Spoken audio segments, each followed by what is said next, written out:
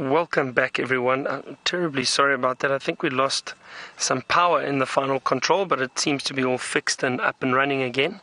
And while you've been away, we've managed to find a female leopard. Now this is Karula, it looks like to me. And you know what? I was thinking this morning. We did come and have a look in this area, and we couldn't find them. They had moved off from the kill.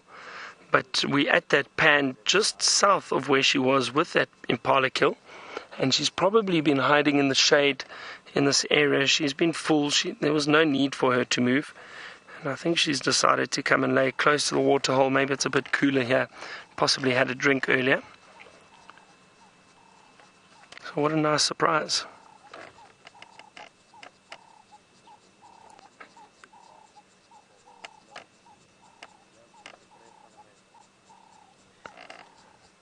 So we were unable to find cheetah, but we managed to find a leopard. Just shows you never know. I always say this, but you don't know what you're going to bump into. And it was Craig who actually spotted it as we drove past here. And we stopped to have a look because on our way past this area earlier, we heard Franklin alarm calling and squirrels, and we had a good look around, but we couldn't see anything. But I was sure that there was a leopard in this area, so I'm almost positive that they probably saw this leopard, or maybe even one of her cubs. That I'm sure they're probably around here too somewhere. Maybe hiding in a drainage line or under a thick bush, trying to get out of the heat.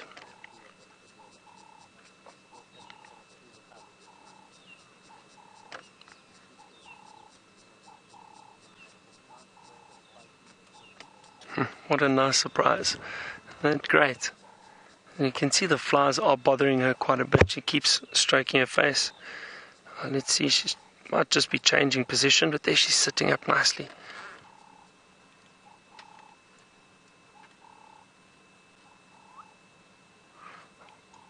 I can hear a black-bellied bustard calling behind us. You might be able to pick up on the sound every now and then.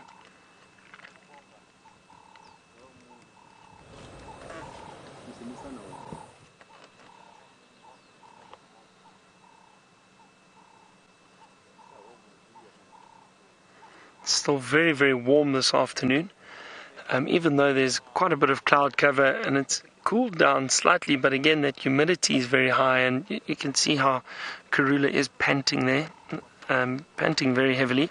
But it's possibly, you know what, I don't think she's that full, because we're not sure when they lost the kill, but probably still a fairly full belly, and also the heat does cause them to pant, and it's a leopard's way of cooling the body.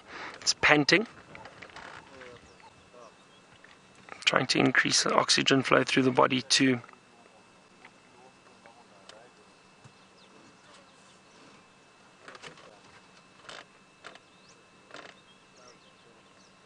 And I'm sure all of you, and it sounds like most of you or all of you, are very excited to see this beautiful leopard.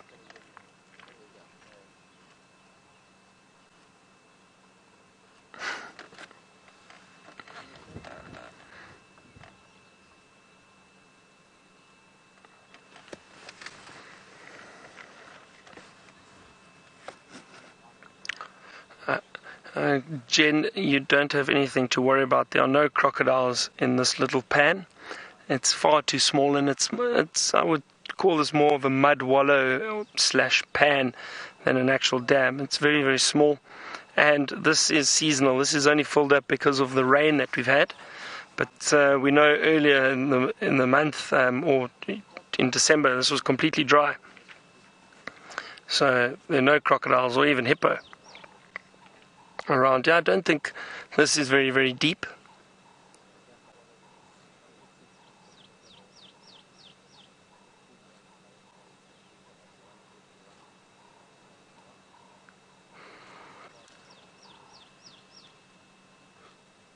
Very peaceful sitting watching the leopard like this, resting in the shade.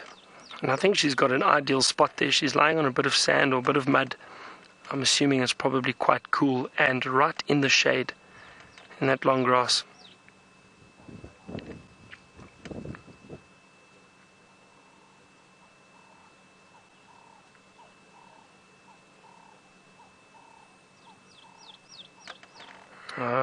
Look at that reflection. Well spotted there, Craig. Nice reflection of her in the water. And there, she just lay down.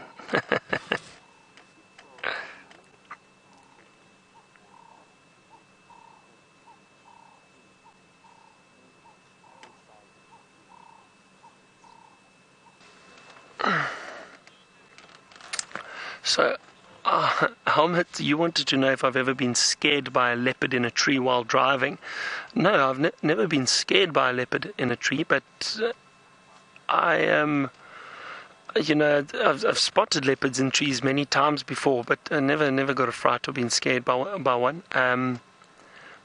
I've got a fright a few times from tracking leopards, walking on foot and trying to look for them, and one or two occasions where leopards growled at me or come out of a bush close to us. We just didn't see it. It was hiding, but nothing serious, nothing too serious. Touch wood, not a proper charge or anything like that. But I have had some close encounters with leopards before, but you've got to be very careful all the time. I'm just trying to think now. I remember a sighting once. This was funny. Guests that I used to drive or knew quite very well. They used to come to the lodge a lot, and we were all out on safari one day, and we were looking for leopards, and we drove around, and we got into an area up on a crest, very open, clear area, and we drove along the road. We were scanning, and this leopard was lying right next to the road, and we saw it last minute. We got a bit of a fright, the leopard got a bit of a fright, but everyone was okay, and we sat to watch the leopard. Managed to reverse the vehicle and sit and view this leopard who was lying in the shade, and we reversed under a big marula tree, and we were watching the leopard, and we were all focused on the leopard, and he got up. It was a young male, and he got up and he moved, and he went to a little pan much like this one, and went to go and drink. And eventually we thought, okay, we've had a lovely view, and we left. And we called some other people in so they could view him, and they stayed with him for a while. And they said, okay, they're going to, eventually got an update on the radio, and they said they're going to leave the leopard, and he's back at the kill. And we got back to the lodge, and I said to the other guys, where was the kill? We didn't see a kill. They said, no, in a big marula just off the road further back from the pan. And we couldn't understand. We found out we had parked under the tree where the kill was. It was in the tree above us, and no one saw it. We were also focused on the leopard on the ground. We didn't notice a big Impala carcass right above us in the tree. It just shows you've got to always be aware of what's around you.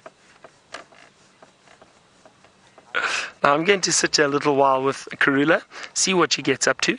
Tristan's got another bird he'd like to show you.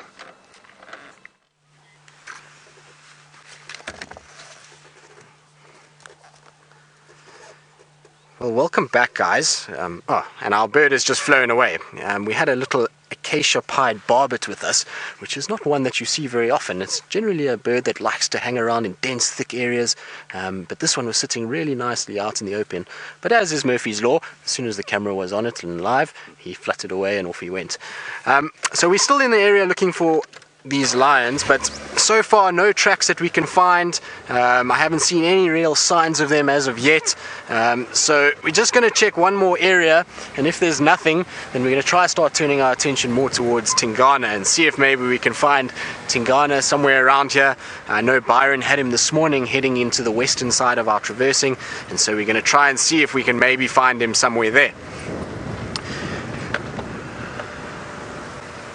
Like I say, the lions are being a little bit elusive. I did find one track earlier, but very, very old and not from any time soon. It was probably 2-3 days ago, going towards the direction we're traveling, but nothing that's really been too fresh from today. But we'll keep looking and keep scratching around and seeing. The pride that we're trying to find should be quite easy to find in terms of tracks. There is 5 of them, so it is quite nice to track them.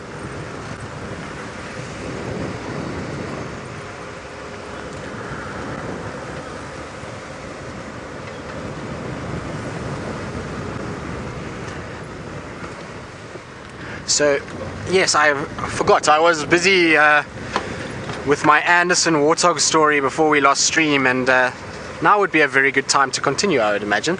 So as I was saying, he managed to get this warthog, and he had plucked it out of this termite mound, and he was busy wrestling with it, and they were squealing and noise, and hyenas came running in, and these two big adult hyenas managed to wrestle this warthog off him.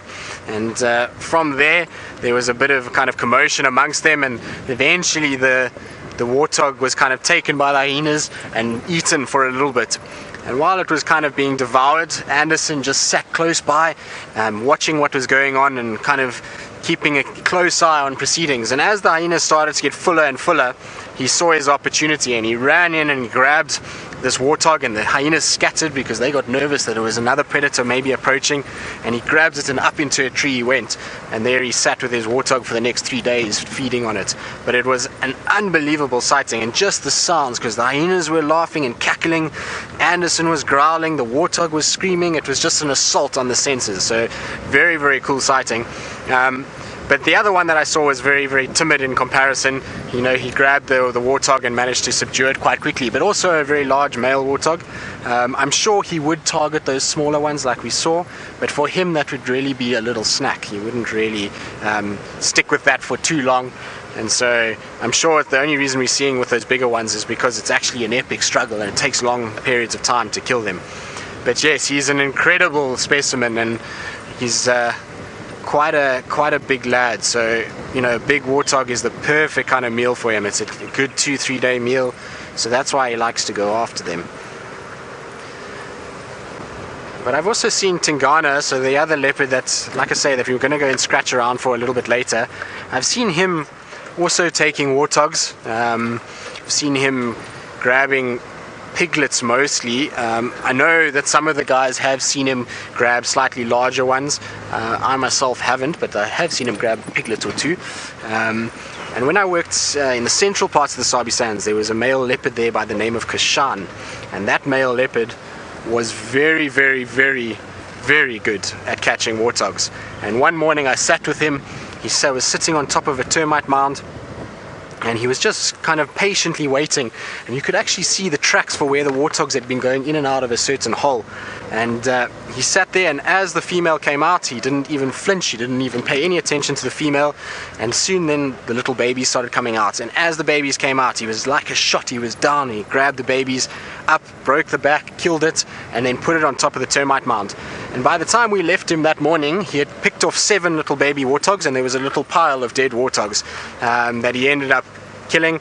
So he actually got every single one, and through the course of the day he ended up devouring all of those little ones. So they do make use of warthogs quite regularly. It's a firm favorite for the male leopards. So, but yeah, hopefully we'll be able to find Anderson or Tingana going after some of those warthogs. And Paul has just said a little pork sausage snack, and I have to agree. I would imagine little baby warthogs for a big male leopard would be exactly like that. It would be a perfect little bite-sized pork sausage, which I know is not probably the best way to look at it, but is quite funny.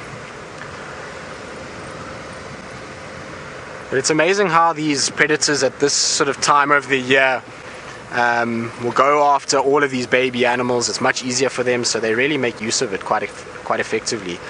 Right, so while we carry on looking, we're going to go back to James and see what he's been up to on his walk and see where he's gotten to. Hopefully he's found some interesting things for you guys to have a look at, and we'll hopefully see you a little bit later with some good news.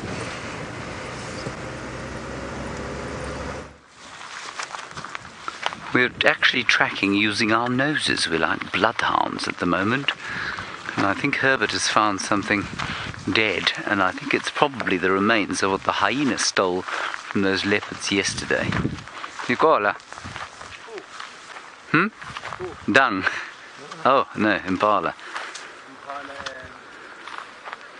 Come over here, everybody, and be grateful that we cannot transfer you smell through the internet just yet. Basically, what we've done is we didn't think that anyone was going to look for that leopard, and they weren't. I think Byron was coming home and he came past her because she wasn't supposed to be here this morning. And here's the kill. There's clearly still quite a lot of meat left on it, and I wonder if they weren't chased off it. So we came along here, and watch this now. Huh? Two impala. Good grief. Look at that. Sure, Herbie?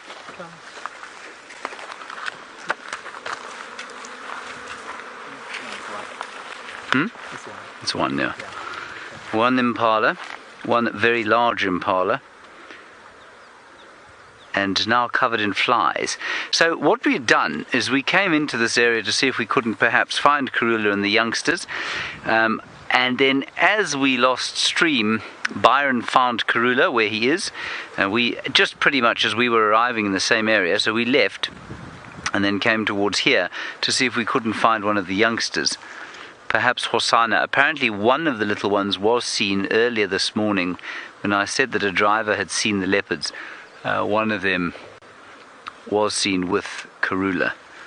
So I wouldn't be very surprised if there wasn't a little one around here somewhere, like little Hosanna.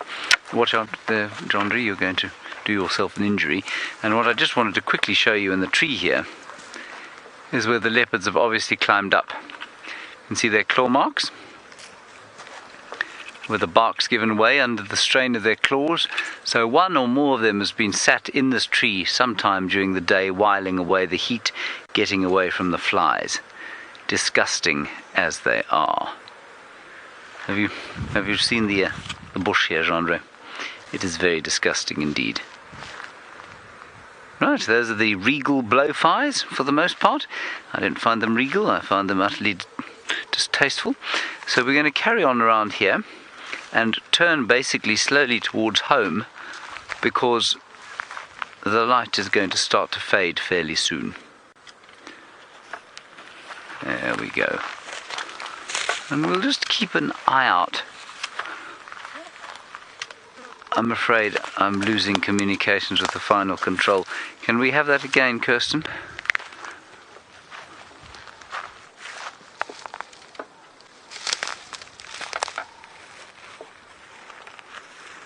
Right, a question from Loop, which I was struggling to hear. Snoop, is it Snoop? I think my earpiece is going, or I'm getting deaf.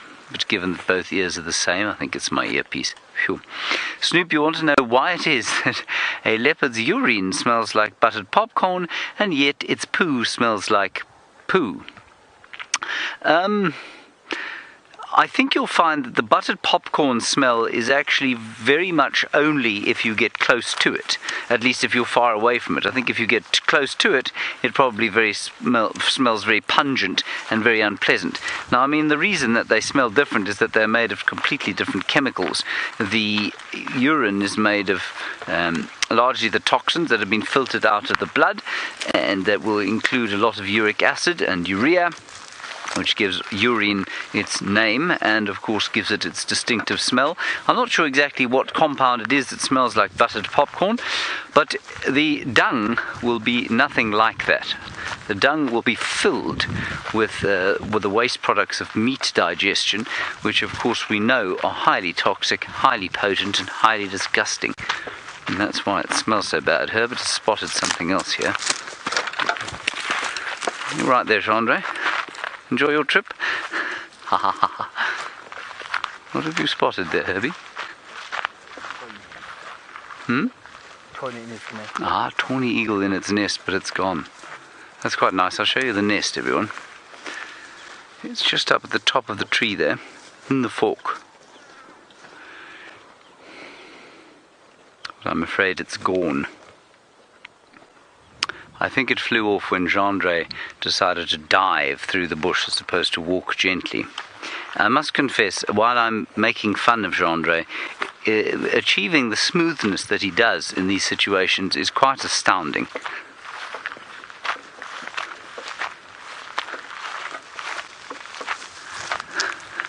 Joro, I don't think so. You say, is there any bird that knowingly sits on the eggs of another bird? No, I don't think so. I mean, if we talk about the cuckoos, of course, we know that the cuckoos don't sit on anyone's eggs, and they lay eggs in other birds' nests, and those eggs are then sat upon. But normally that's by unknowing birds.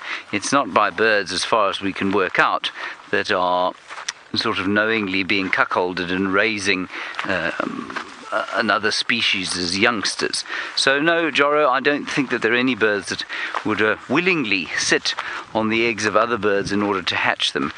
I mean, look, it's quite interesting that, I mean, I suspect that you could probably cuckold a nest if you wanted to. If you took a nest, for example, if you found a nest and you found a similarly sized egg and you placed it within that nest when the adult bird was away getting something to eat, I suspect you could quite successfully convince it that it was raising its own egg, and it would then probably raise that bird. That's actually quite an interesting thought. But I think for the most part that would not be the case. Well, certainly for the most part, it wouldn't be the case that an animal would willingly, or bird would willingly do that, because it's in fact one of the defining features of certainly mammalian evolution, and possibly even, careful, Jean-André, possibly even avian evolution, and that is that animals generally, because they lack a genetic connection to orphans, are reticent to try and help to raise orphans. It happens in human beings. The stories of the wicked stepmother and the absent stepfather are, from legend, are not without a basis in fact, and in fact not without a basis in biology. And that is certainly the case for many species, because it doesn't make any evolutionary sense to be raising someone else's genetic line. There are obvious exceptions, and they are often the most heartwarming and most interesting exceptions. Careful there, Jean-André. We're about to have another accident. So we're going to leave this area. We're quite a long way to the southeast now, and we're going to have to start heading home slowly because, well, there's a giant cloud coming in, and we don't want to be caught in a storm. And we'll hopefully find one or two more mammals. We did see some nyala, but that's about it. Right, let's just keep going through here. We'll probably go down this way. You're right there, Jean-André. He does achieve remarkable things with his camera, I must say.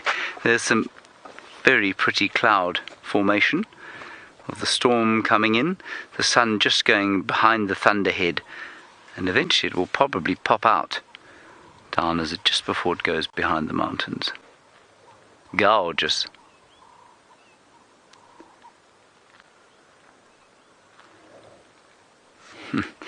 I've got a very pretty from Final Control. That must mean that it's utterly stunning. Now let's just have a quick look here. There seems to be a great flurry of activity in amongst the herbs. There are certainly some grasshoppers and butterflies. I'll see if I can catch one. Now, we were talking 2 days ago about cicadas, and I caught a cicada, and I said that I wasn't convinced that that was very nice of me to catch the cicada, because we don't know the kind of stress that it's going through, and where do you draw the line between what you're prepared to catch and what you aren't? We don't catch lion cubs, so why do we catch cicadas? Well, at the moment I'm going to be comfortable with the fact that I'm going to catch this insect. Ooh. No, I'm not. It's jumped away. It was a little grasshopper. Let me try one more. I just think these grasshoppers are fantastic. Oh, there's one.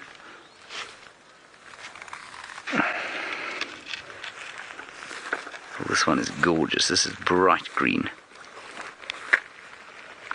I'd love to hear your thoughts on this, And, I mean, I'm not for 1 second going to suggest that I'm going to take on any of the philosophies, the many different philosophies that you'll all have. But is there any difference between my catching this grasshopper and us say, there's a huge movement against lion petting and elephant back riding. Thankfully, all of those things seem to be now going well out of fashion. Is there a difference between me petting a lion cub and picking up this hapless little grasshopper simply because we consider it a lower form of life? And I don't know the answer to that. hashtags for our live questions at WildEarthTV. You can tell us whether you think that this thing is, picking this up is as bad as petting a lion cub, or if it's perhaps less. And if it is less, why is it less? Because it feels to me like it's not the same thing, but I don't really understand why it should be less of the same thing. There you are, Gendre, just jumped on your leg. On we go.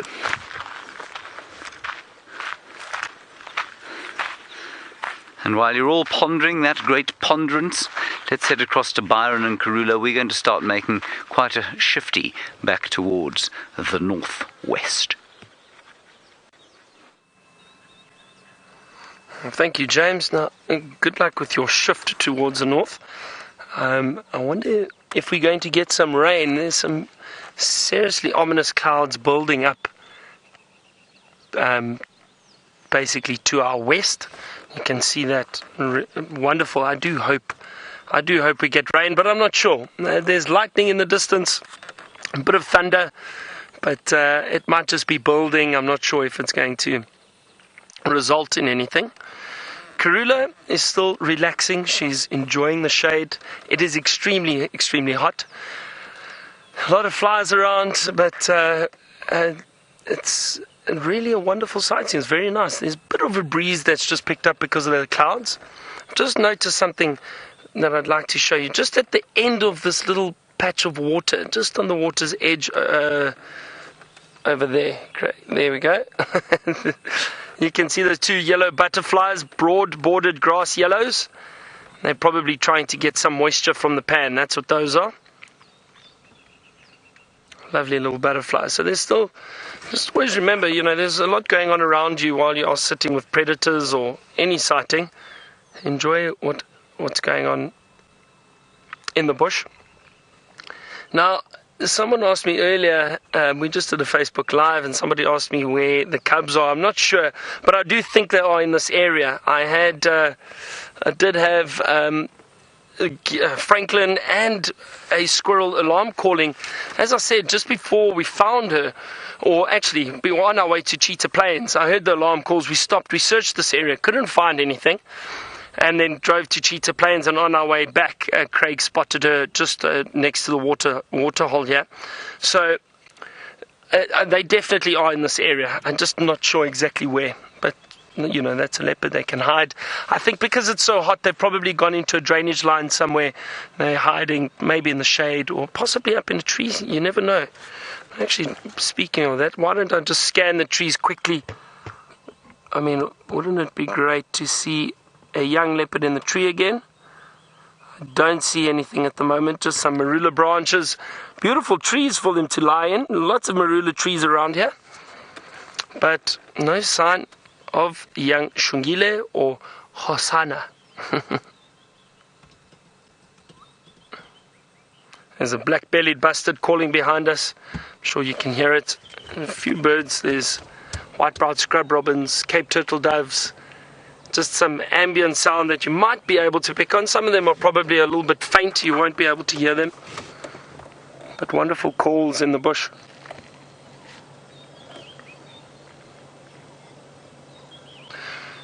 Now, Tristan has been doing some amazing, or he's had some amazing finds, and now he's got another surprise for you. Let's head over to him and see what it is.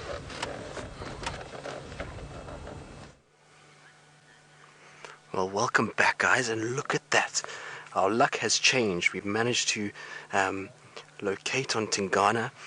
One of the other vehicles managed to bump into him when we were quite close by, and so we've made our way in, and he is perfectly positioned in the most beautiful jackalberry tree. He's got himself nicely draped over those branches. He's gotten out of this nice hot drainage line that we're in, and he's up in the tree where there's a nice breeze blowing, and I'm sure he's very, very comfortable up there. But isn't that spectacular? If there's ever an iconic image of a leopard, it's one in a big tree like this. And I really, really, really like when they're in these big jackalberries, that dark coloration of the bark, and then the coloration of that coat really just contrasts so nicely, and it just becomes a really, really, really beautiful sight. So I'm sure he's quite tired from his morning's walk this morning. When Byron had him, he was fairly mobile all over the place, and last night he was calling at the dam cam all the way at Djuma. So he's moved quite far during the night and during this morning, and so now I'm sure it's just time to rest before the sort of darker hours start to kick in and it becomes time for him to start hunting. But I'm really excited that we kind of bumped into him. I haven't seen him for quite a while. Prior to joining the Wild Earth team, he was a bit elusive. He was kind of spending time in areas that we couldn't get to, and so the last time I saw him was actually in November. So I'm really happy that he is back and that we are able to get with him. Unfortunately, he's now just tucked his head right behind the tree. I think he's trying to find a comfortable spot. He's been up and down all over the place with his head, and we've had a few signal issues in the area that we're in. We're right in the bottom of, like I say, of a riverbed, and so it's not easy for where we are to broadcast. Unfortunately, the signal's going up and down, and so we're trying to just find areas that we can actually broadcast from. So hopefully he's going to stick his head back out again and we'll get a better sighting of him, and he'll show us his face. But for now, all we've got is one of those massive front paws and one of those beautiful little ears sticking out there. Now you'll notice with him, as you can see, his head is kind of bobbing a little bit. So it's, again, like I was saying to you, it's quite warm, and so his rate of breathing is quite fast at the moment. He's not fully panting, but at the moment he's warm, so he's breathing quite heavily just to get rid of and dissipate all that excess heat that is building up inside his body while he's lying up on this tree. But isn't it incredible that we can get so close in terms of the camera that we have these days, that you can see all the individual little spots. You can see that massive paw, and you can see there quite clearly that none of the claws are actually out. We were talking about it a bit yesterday with Karula, but none of the claws on a leopard or a lion actually stay out. They only get protracted when the leopard actually needs it. So when the leopard is attacking an antelope or climbing a tree like he's done now, then those claws are going to flex out and be able to grip onto that tree and then help him to climb up and get up into the tree itself. But that is such a spectacular sight, and it's made the afternoon really something quite special. Like I say, we've been driving around and it's been a little bit quiet, and we've kind of had really good bird sightings, but nothing major on the mammal front. A few really nice sightings of those little baby piglets, but I was really hoping that we'd be able to catch up with either Tingana or the Salalas, and luckily our luck finally turned, and we have this cat now up in this tree, and what a beautiful sighting it is.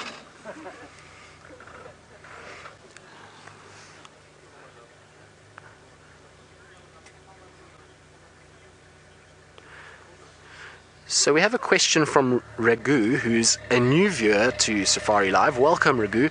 Really nice to have you with us and have you on board. I hope you're really enjoying the show so far and you're enjoying the production that we're doing. It really is quite something to be out here with these animals. And you would like to know whether lions or leopards share the same area and live in the same area? Yes, they do. They are constantly moving around one another. Obviously, they don't like to interact as much as possible, but they do move around from one another. And they'll kind of move in the same territories and areas. The leopard has to be quite careful with the lions because obviously lions are very much bigger, and they'll often go after leopards. And lions have to be careful, particularly when they have cubs, because big male leopards like this will often go after the cubs. But he's done us a good deed, and he's moved his head now back into a good position that we can actually see, which is really nice of him.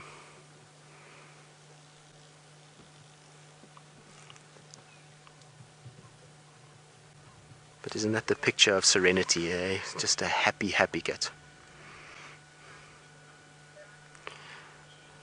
So James would like to know if I have a particular favorite sighting of Tingana. It's quite a difficult one. I've actually seen quite a lot of him, and I've seen some really crazy stuff from him. But I think my favorite sighting with him was a few years ago. I think it was about 2012. He was a fairly new male to the area, and he was mating at the time with a female called Moya, who's a female that hangs around right in the southern sections of our traverse, and we very seldom see her. But due to the mating, he had dragged her further north, and we were having these really great sighting of her and him mating for a few days. And on one of the mornings, we decided we'd go out looking for them and start tracking them, and we managed to get into a situation where we kind of tracked the whole morning, and it was like 2.5 hours of being on foot. and we had no luck, so we decided to stop for a drink stop and have a little coffee. And while we were having our coffee, we heard this commotion, and so we quickly raced around, and we managed to find both Tingana and Moya, and they were busy hanging off a baby giraffe. So the two of them were basically cooperatively hunting, which is unbelievable because it's not something that's been documented very commonly. And one was hanging off the neck and the other one on the behind, and they managed to bring down this year-old baby giraffe, and they then sat and feasted on it for the day, which was quite something. It's a sighting that I don't think I'll probably ever see again. So, to have one leopard on a giraffe is crazy, but to have two is absolutely unbelievable. So I think that is my favorite sighting of Tingana. Like I say, it's very difficult. He's been a male that I've followed for a long period of time, and I've had some really great sightings of him. But in terms of unusual and just one that I'll always remember, that's definitely it.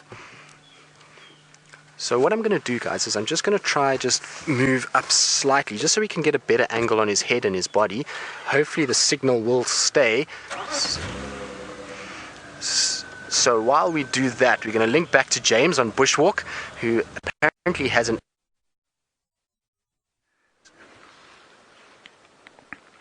We've got a lovely spider, everybody. It is a garden orb web spider, not the golden orb web spider that we're used to, but certainly one of the, I think, more pretty versions of the Aranidae. And hello. I don't know why I did that. Anyway, I think that they're fascinating because they've got such beautiful colours on their backs. Now let's try and point out some of the parts for you.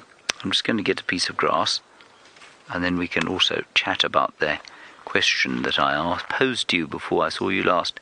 See where I'm pointing with the grass there?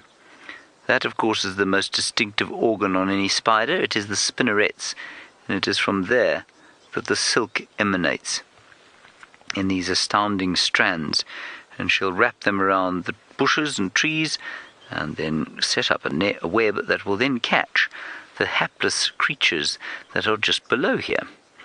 She's got two types of jewel beetle. In fact, that may be I think that's some kind of striped beetle, actually. I don't think it's a jewel beetle. Jean-André, you're unfortunately affecting things here with your camera, but never mind.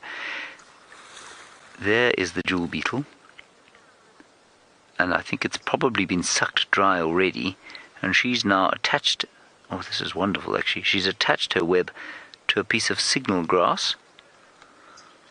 There she's going to rest. Now, I don't know, I suspect quite strongly that she probably strung her web across here, from here, up at the top. I suspect she probably strung it through here. And there's a herd of Nyala not too far from here, and this is actually quite a pretty busy game path.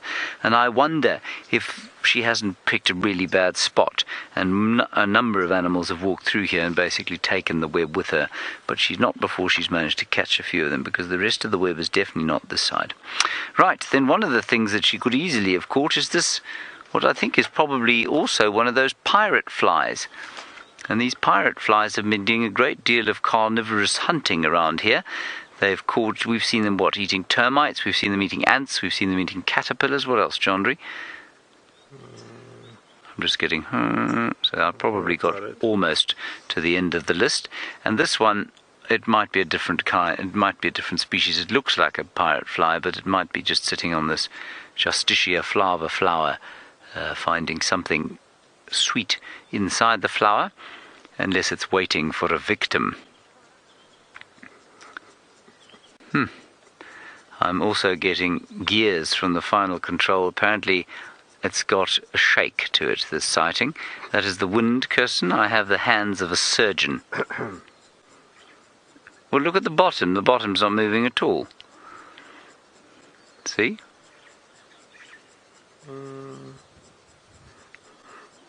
Dead still. Okay, you bunch of... Everybody's going, hey, not really. There, is that steady enough for you guys? Is that steady enough? I think that looks pretty steady to me. Pirate fly. Right, that is what's known as what we call in the business an uncomfortable close-up, everybody.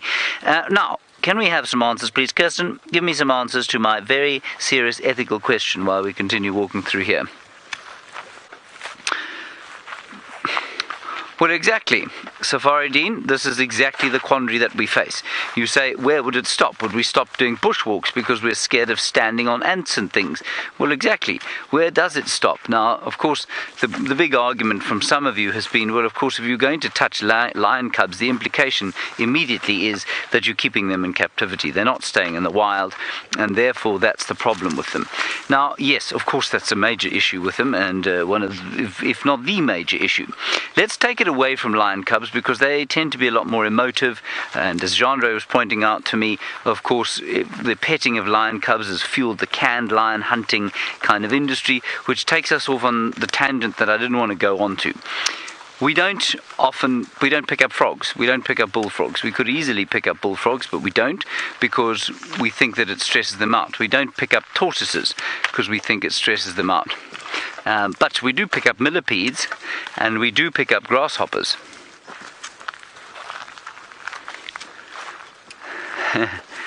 That's interesting. And Annie, you reckon that picking up an insect is probably a once-in-a-lifetime occurrence, and so that's okay. But if we pick up something like a tortoise, it's entirely possible that it would be picked up again.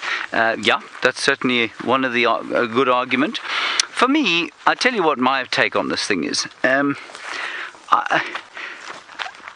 It's a very fine line, and I personally, for example, animals will normally show you if they're feeling stressed, right?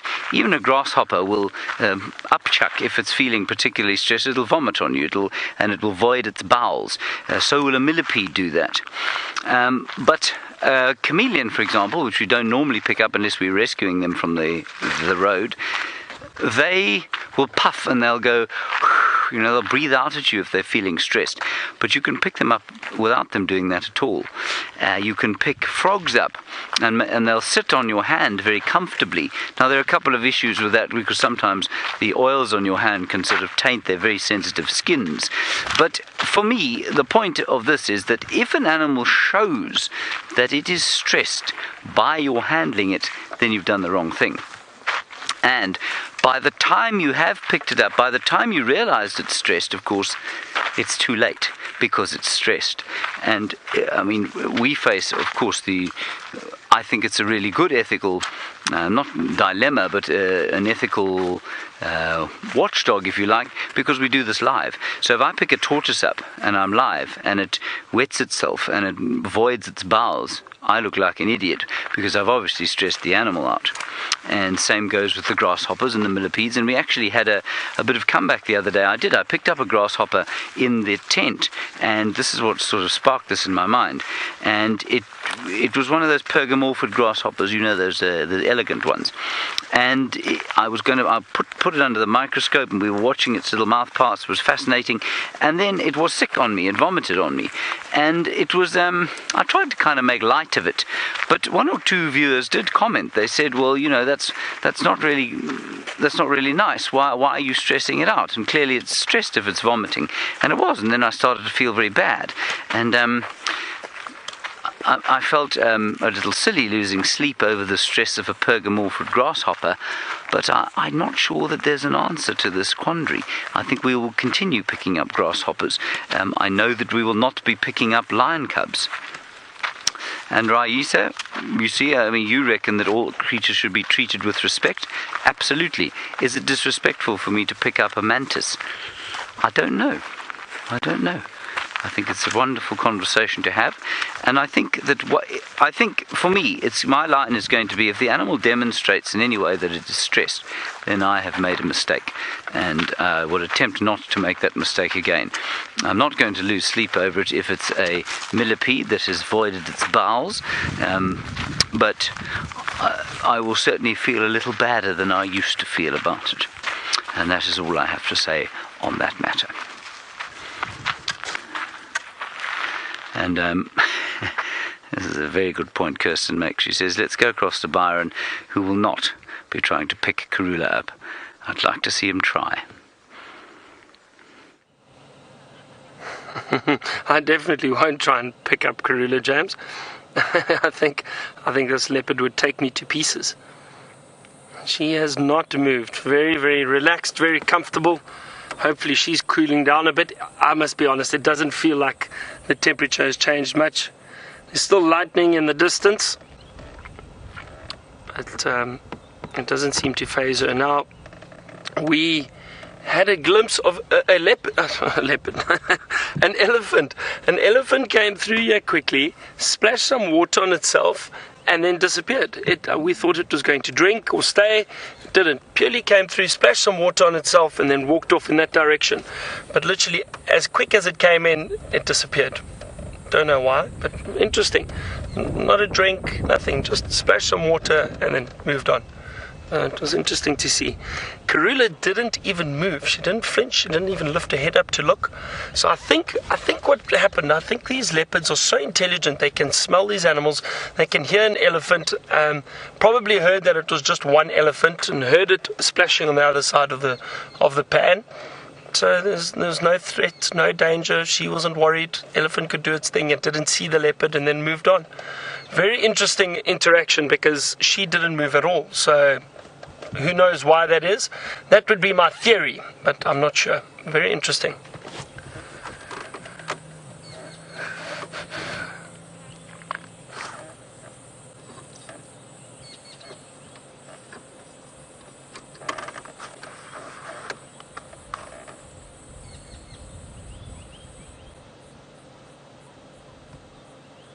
Can see, I think, a few little flies bothering her. The paw scratching her face every now and then.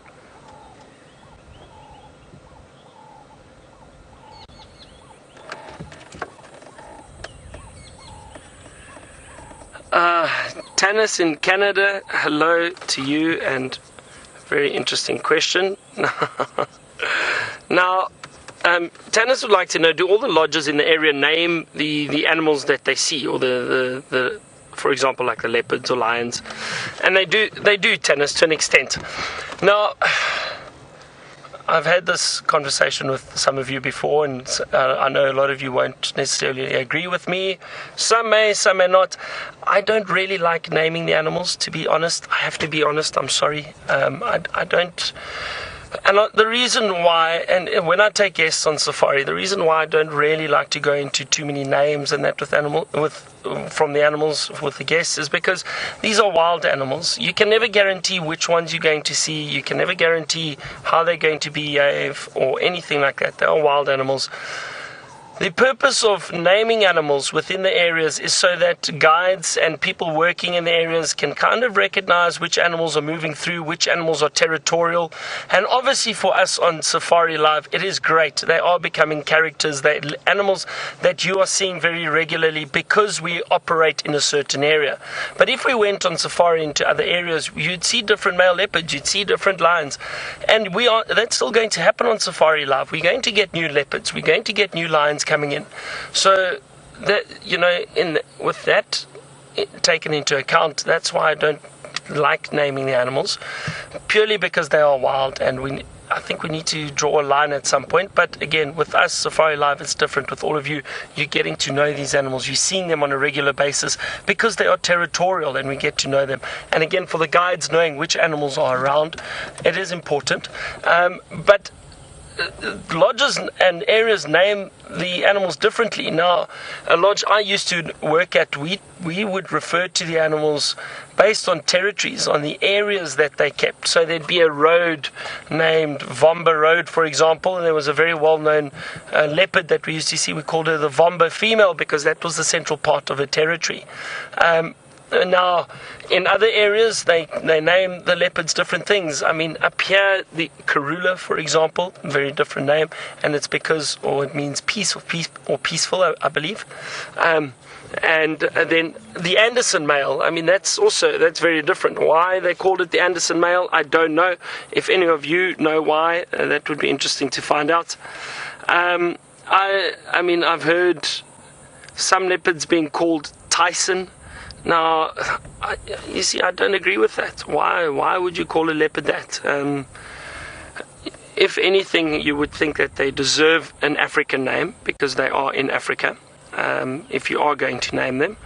But again, I just think, we need to be careful with anthropomorphizing these animals too much, giving them human qualities. They are wild animals, and we need to constantly remember that and remind ourselves.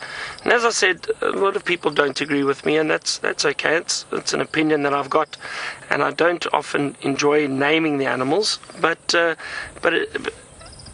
it is different, and it is different for us on Safari Live and working in areas. Certain areas you name the prides of lions purely based on territories and which lions are around, so you do know them, and you can tell your guests a bit of their history. Where do they come from? How many lions are there? How much offspring have they had? Same with Karula. How many cubs have they had? All of that is interesting information. But if you've got first-time safari goes, it's just an incredible experience to see a female leopard, and it's amazing. So enjoy the moment. Don't worry about names. Don't worry about anything else. I think it distracts a little bit from that wilderness experience. But again, it'll be interesting to know what all of you think.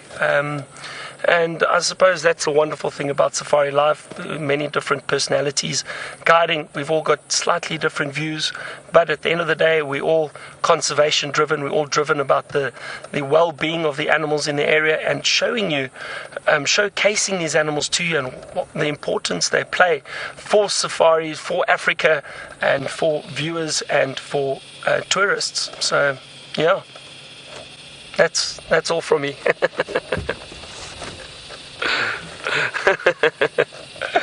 Now, Tristan is still sitting with that wonderful big male leopard, Tingana. Let's head over to him and see what he is up to.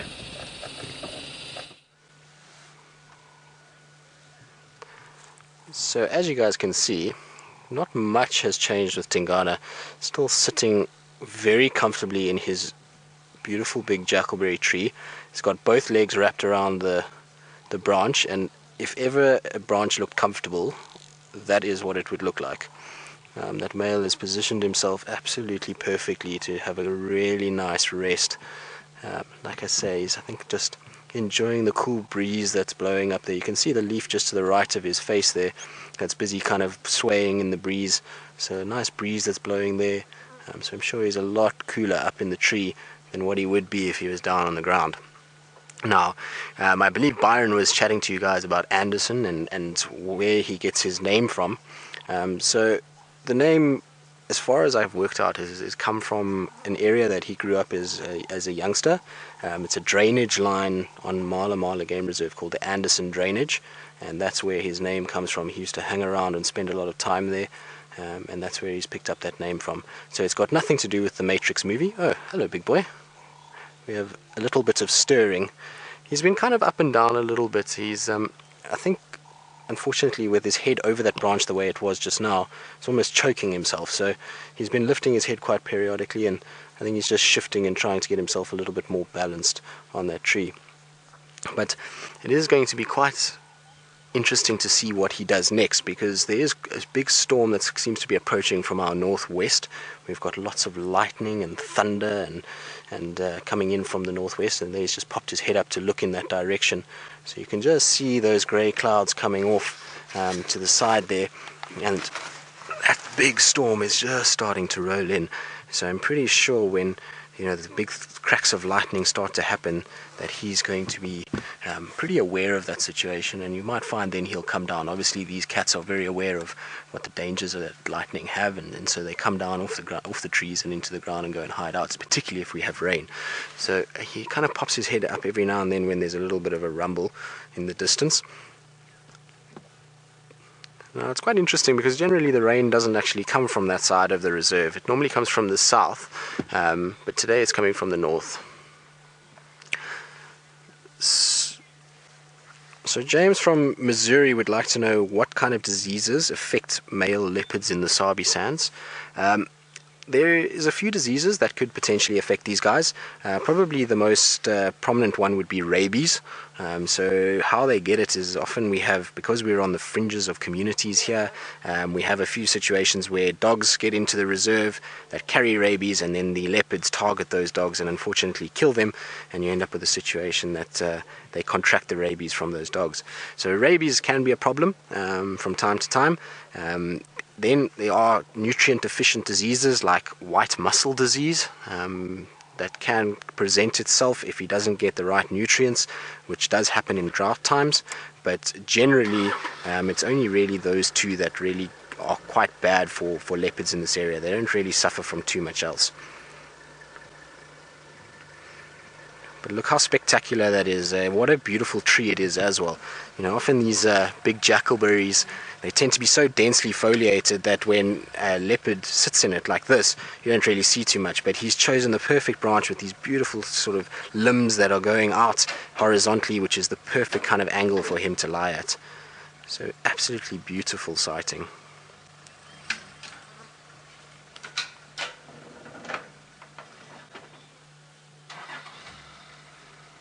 So you can see that the vehicles are not disturbing him in any way whatsoever. He's still fast asleep.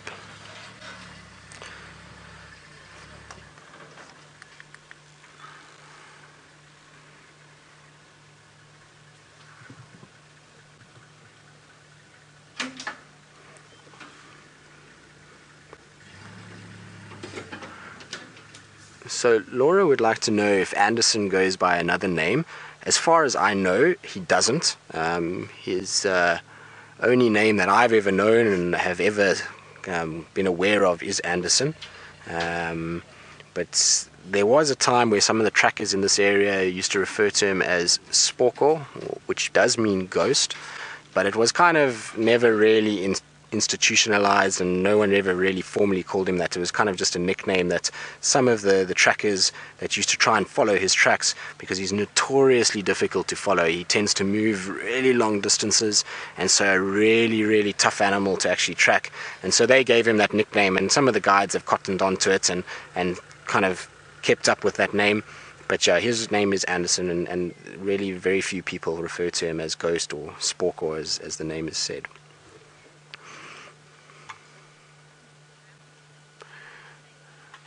Alright, so while we just sit here and just see what Tingana is going to get up to and see if maybe the storm is going to disturb him to come down and have a little walk around, we're going to go back towards James so he can say his goodbyes before the storm gets him out on the walk, and then we'll see you guys a little bit later.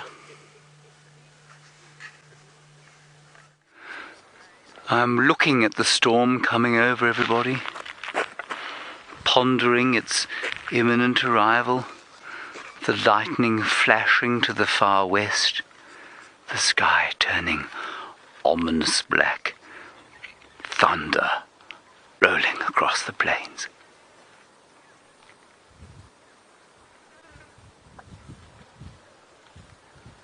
Except there aren't many plains here at all, really. It's woodland.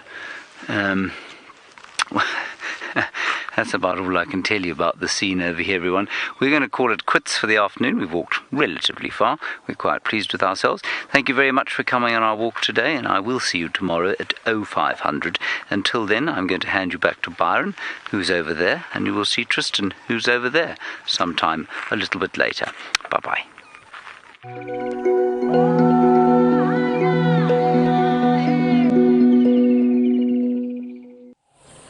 Well done, James. You did walk far this afternoon, so you do deserve a bit of a rest. We'll see you back at camp just now, though, a little bit later. And I wonder if we're going to get some rain. We're still sitting, contemplating. The lightning is getting closer. Thunder's getting a bit closer. Karula has not moved. She's not getting closer. She's stayed in the same position. And look at her, still relaxing next to the water.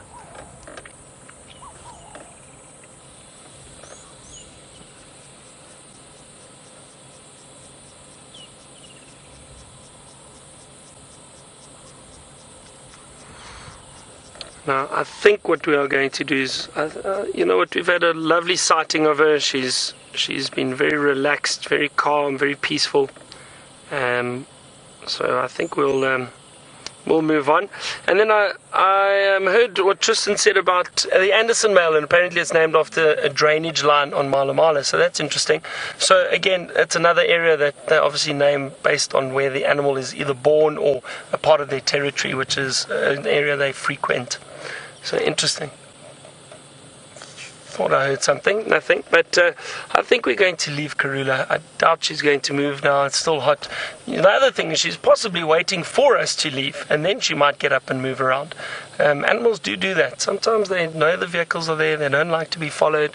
They'll rest, lie down until the vehicles move, and then they get up and do something and move around.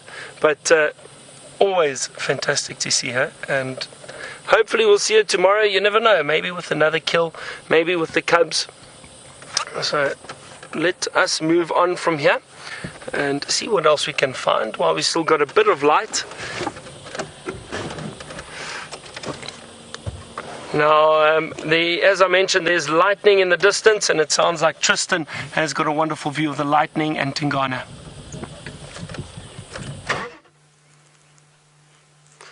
So welcome back, guys.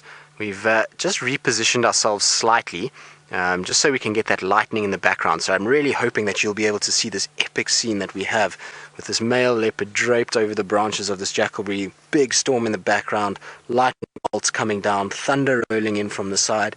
It is really quite a surreal moment and a surreal scene to be a part of. And I really hope that you guys are getting some of this. I hope a lot of the viewers are taking lots of screenshots, because it is a very, very, very beautiful picture.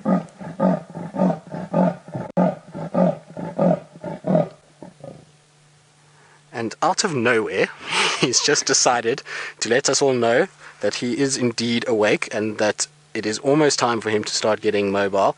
So he's just made that grunting, growling kind of sound in order to vocalize to any other leopards that could potentially be in this area that he is the dominant male here and that he is in his territory and that he's trying to ward them off and make a big audio display so that all the other leopards that could potentially be around here know that their big male is back and the dominant male is back, because a male that isn't dominant will definitely not call like that, because he doesn't want to bring attention to himself and have to deal with a larger, bigger male than possibly what he is.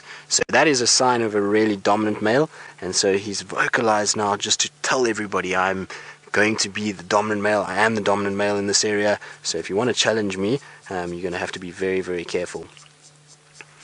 But a little bit out of nowhere, he's kind of been quite sleepy, and generally they kind of will be down on the ground and they like to kind of call into the ground. It just helps to resonate the sound out a little bit. It's not often that you actually see them calling from the trees like that, and especially a cat that was completely flat that just decided all of a sudden just to belt out his best chorus. So not something I would have expected, but definitely a nice surprise. But it looks like he's getting quite restless, so there's been some yawning, and there we go, there's some more yawning happening now. So I think he's thinking about starting to come down, and hopefully he does while we're here, and we can follow him a little bit and see what he gets up to. But isn't that just spectacular? Look at the size of his head and his muzzle and his neck areas. Absolutely massive. That is one of those incredible, incredible shots. Look at that. Now, he is incredibly beautiful, but he often looks very dopey to me. He's got this kind of, these eyebrows that hang over his head a little bit, so he often looks a little bit dopey, but he is absolutely majestic, eh? What a beautiful, beautiful cat. Wow, that is a special, special sighting, eh? Like I say, for me, nothing gets better in this world than having a spotted cat like this up in a tree. And I'm particularly fond of the big males. I really like the big males. They just seem to exude a power and sort of majesty about them that really kind of makes them have this presence when you're near them. So, you know, to see him up like that now that he's popped his head up with that sky in the background is just absolutely unbelievable. What a special, special, special moment that is. Like I say, I'm hoping that we'll get some lightning strikes in the background, and if any of the viewers are able to catch any screenshots with lightning in the background, it'll be a very big challenge. So we'll see if anybody can actually do it. But we did have one. Dave's just informed me that a lightning bolt has just crashed down behind him. So if anybody got that, please let us know and send it to us. We'd love to see some of your screenshots that you guys have managed to take. But I tell you what, for a Wednesday afternoon, it doesn't get much better than that.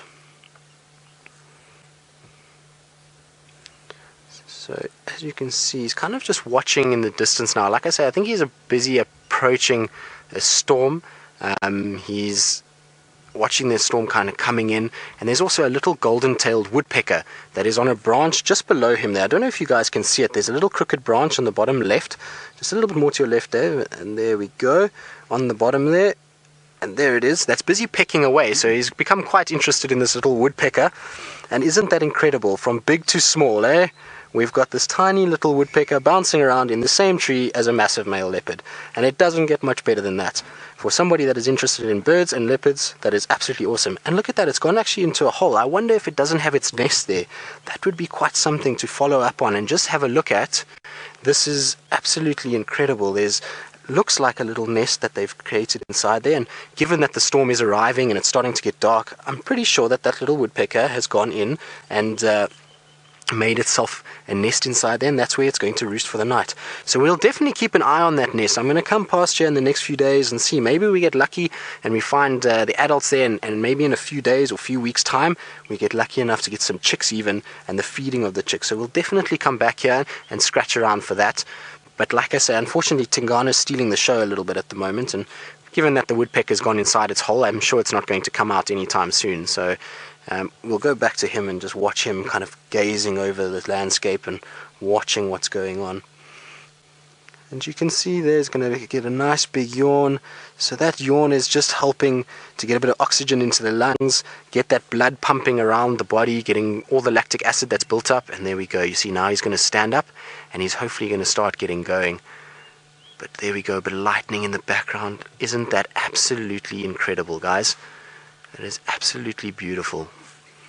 He's busy just kind of looking around, plotting his next move at this stage. So I'm pretty sure he's just going to come down the tree. Hopefully he'll come down the tree towards us, and we'll get him kind of lying up on this termite mound for a bit. But up there he's probably got a really nice vantage point, and given that he's been lying facing the other way, I'm sure that he's just kind of having a little look around, checking that maybe there's no sign of impalas or any other animal that could potentially be around. But isn't that incredible, guys? That is absolutely beautiful. So I don't know if you guys can see how close he actually is to us. He's right here. It's pretty incredible. And he's having a little sniffer around. I wonder if maybe another leopard hasn't been up this tree at some point recently. This is the area that Shadow likes to hang around in. And so it's very, very possible that Shadow has been up this tree at some point and has maybe left a chemical scent behind, and she's now picking it up. And maybe we'll see him open his mouth and analyze that scent further. What they do is when they open that mouth, they've got two little pits in the roof of the mouth called the organ of Jacobson, and those pits just help analyze that chemical, and will tell him if it's male, female, if it is a male or a female.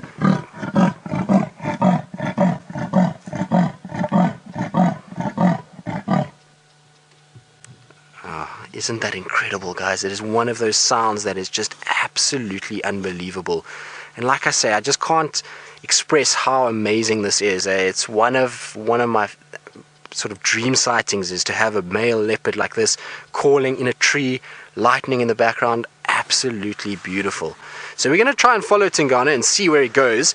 Like I say, unfortunately, the area that we're in, the signal's not great, so we might lose signal, but let's see how we go. Hopefully we're not going to lose any signal, and we'll be able to follow him a little bit. But while we kind of follow him around and see how the signal goes, we're going to go back to Byron and see what he's up to on his little bumble. Now, everybody, I just managed to spot a scorpion. Can you see the pincers over there in the tree? Give me a second. I'm going to jump out and let's see if we can maybe coax him out a little bit. Now, this is a little trick I've learnt. Sometimes it works, sometimes it doesn't. I'm not disturbing him, but I'd like to show you the scorpion.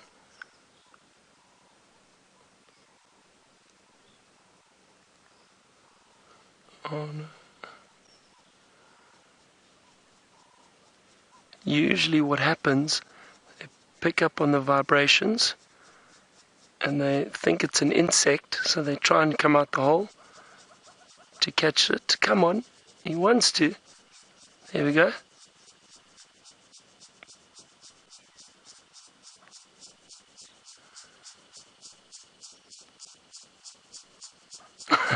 You see the pincers, little pincers coming out. So they just pick up on the vibrations. I'm going to leave him though.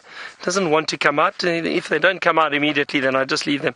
But it wasn't that great. A little Pisticanthus asper, a tree creeping scorpion, tree climbing scorpion, some people call it. Now they sit in holes in the tree like that, and what they do is they basically sit with their pincers sticking out of the hole, and they wait for insects to climb past, little insects that sit on the tree, and as they feel the vibrations of that insect walking past, they use those powerful big pincers to come out, grab the insect, pull it into the hole. They do have venom in their sting, all scorpions do, but it's not that venomous. It's not a high it doesn't have a high toxic level, but it would still probably be very painful if you got stung by one of those. But they rely on the power in their pincers to catch their prey. Isn't that interesting? Great, a little scorpion. And that is another little something I learned from my friend Judas, who I used to work with, how to spot scorpions in trees. And it's not that easy. You do need to know what to look for. But he was incredible at spotting stuff at night. We used to find so much. It was really, really great. Scorpions, chameleons, snakes in the trees.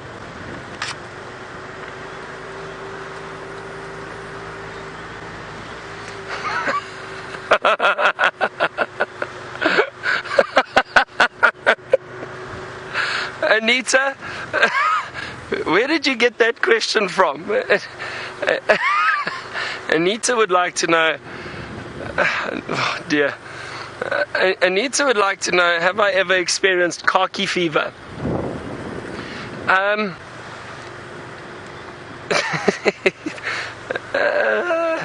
So next question.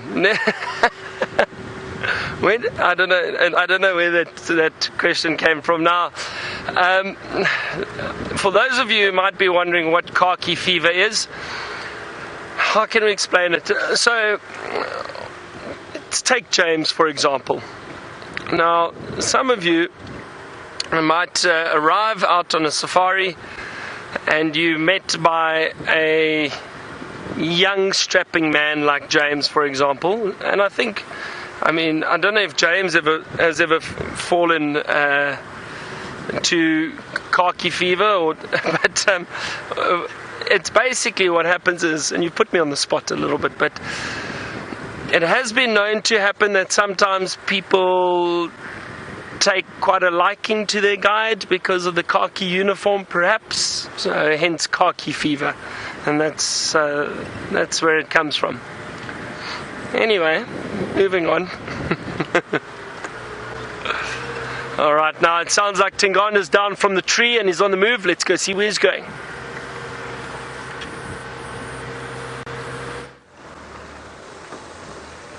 So welcome back, guys. So Tingana is indeed on the move. He's busy kind of moving in a westerly direction at the moment.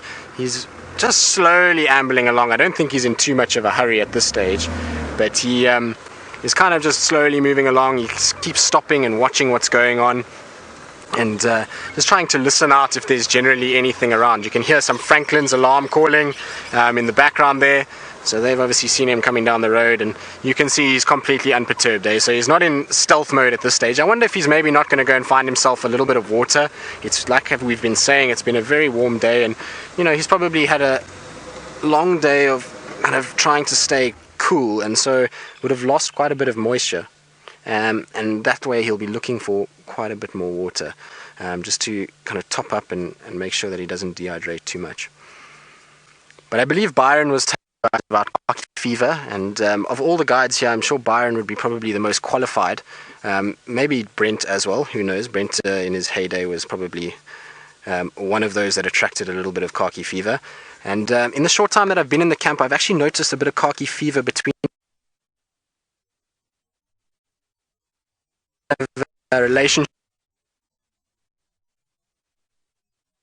A number of people in the camp commented about it, and so be interesting to know what Byron's thoughts are. Actually, he was very timid when we approached the subject yesterday, but let's see, maybe he'll give us a response a little bit later. But as you can see, he's kind of just mobile. Let's get back to things that are for real. Looking around, and you can see he's kind of down this little riverbed now.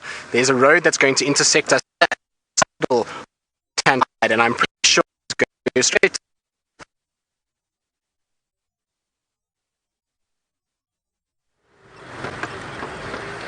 Oh dear, it sounds like Tristan's just driving through a bit of a tricky signal area at the moment, trying to follow Tingana. And I know those drainage lines and that on Arathusa are a bit tricky, but not to worry. We're still trying to find some little nocturnal animals, or maybe we get something out. Because of this cloud cover, it's a lot darker this evening, or it's become a lot darker a lot earlier. So you never know, maybe we get something moving around. Also trying to look for perhaps a chameleon, and no sign just yet.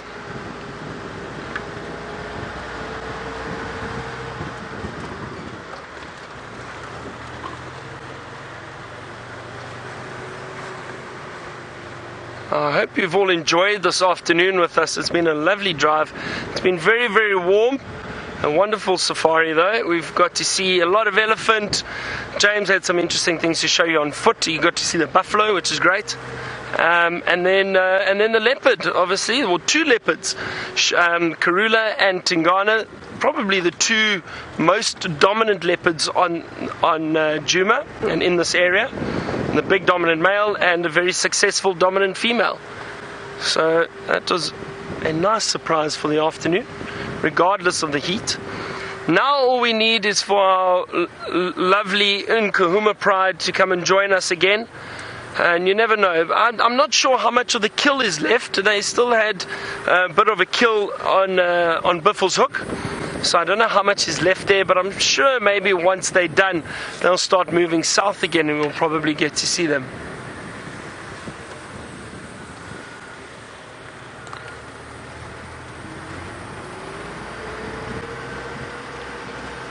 Now, earlier today, just something interesting. We do try and exercise out here. The guides sometimes will take some of the other staff out on a run, but we stick to the open areas. It's not ideal. We are very careful. We'll check the area very carefully before we do that. But we do run around the quarantine section just to try and stay fit. I think it's important. And this morning I went for a little run and I got here and there was a big elephant bull in the road walking straight towards me. So I had to stand and wait for him. He wasn't that interested in exercising with me. He eventually fed on some marulas and moved off, and I continued on the run. But it's so great to experience animals like that on foot. It was a big bull. I think maybe it was the big bull we saw this morning. I didn't get a good look at him, but I think it was the same male. Been a lot of elephant around today, which is great.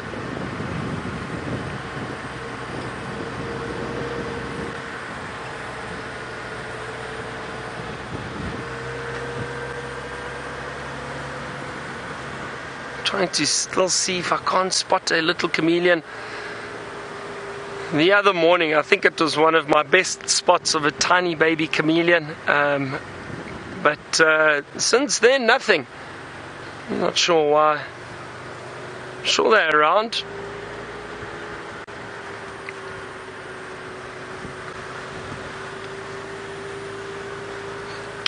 Janet, the change in colour on chameleons is completely real. Now they don't obviously go bright pinks and yellows and purples and that type of colour. The general colour that the flap-neck chameleon out here will turn is they'll go green, a very light green colour, to sometimes grey in colour depending. And also what they'll do is they've got black blotches which they'll show if they feel threatened. And all that is there's cells under the skin which they different basically colour cells that they change and move to the surface of the skin depending on what colour they'd like to change to, but it's mainly those three colours, so a green, a greyish colour, and then those black blotches when they feel threatened. But it is completely real.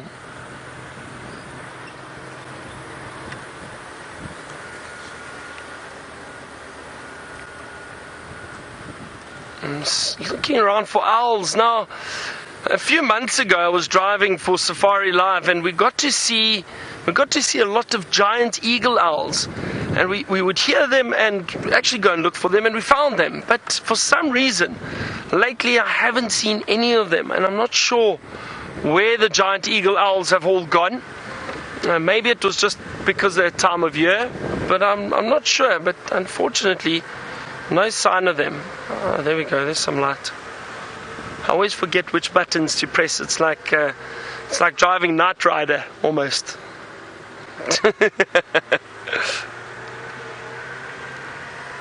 Alright, now it sounds like Tristan has got signal again, but from myself and from Craig on camera this afternoon, thank you for joining us, everyone. I hope you've enjoyed it. Let's head over to Tristan. He'll end off the show, and we'll see you all tomorrow. Good night and goodbye.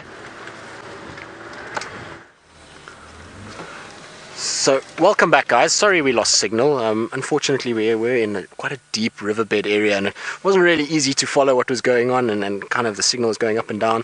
And anyway, Tingana went into a really thick, dense area, and it was really not possible to follow him anymore. But I believe that some of you didn't catch what I was saying about khaki fever, and so I'm going to leave that for tomorrow morning's drive. So those of you who are interested to know what I always had to say about it can catch up with us in the morning. I'll be out and be able to inform you all of my thoughts on khaki fever and Byron and the rest of them. But from me and Dave, who are super, super pumped, we had the most epic Tingana sighting. We're so, so happy about it. Hope that you guys really enjoyed the sighting. I hope that you got lots of screenshots and were able to really kind of get into it with us and feel that experience that we had. It was really, really something quite special. And I believe Byron had a really great sighting with Karula as well. So all in all, a really, really successful afternoon out here in Djuma. It started out a little bit quiet, and I was a bit worried for little parts of it. I thought maybe we're going to have to scratch really quite deep to find something for you guys, but it all paid off in the end, and we really, really, really, really came right in the end. And like I say, it was one of those sightings that's I'll forever remember. It was just really, really spectacular. Dave's busy nodding in agreement here behind the camera. He's so, so, so happy about that sighting as well. He's got a grin from ear to ear, so he's really, really chuffed with that as well, as am I. So it's been a really, really incredible day. Like I say, we've had a really good time out here, and hopefully this evening will bring some rain. Like I say, the storm clouds are starting to roll in, the lightning's getting more and more and more, and it would be really nice just to get a bit of rain to be able to break this this kind of dry patch that we've had, and also just to settle this heat. It's been a tough kind of day during the day, just to stay comfortable. You know, it gets quite humid, particularly with these storms that loom around. So it's been a little bit tough in that regard. But like I say, hopefully we'll see you all in the morning for our sunrise safari. From Dave and myself, both of us would just really like to say thank you so much, and we hope that you really enjoyed it. And from the rest of the team, thank you so much for all the hard work that you guys do behind the scenes. I know Kirsty's been very busy in final control, so thanks to all of you. And like I say, we'll see you guys all tomorrow morning. Hope that you enjoyed the ride. So as we kind of finish up, we're going to just kind of drive off slowly, and hopefully you guys will see us in the morning. Cheers.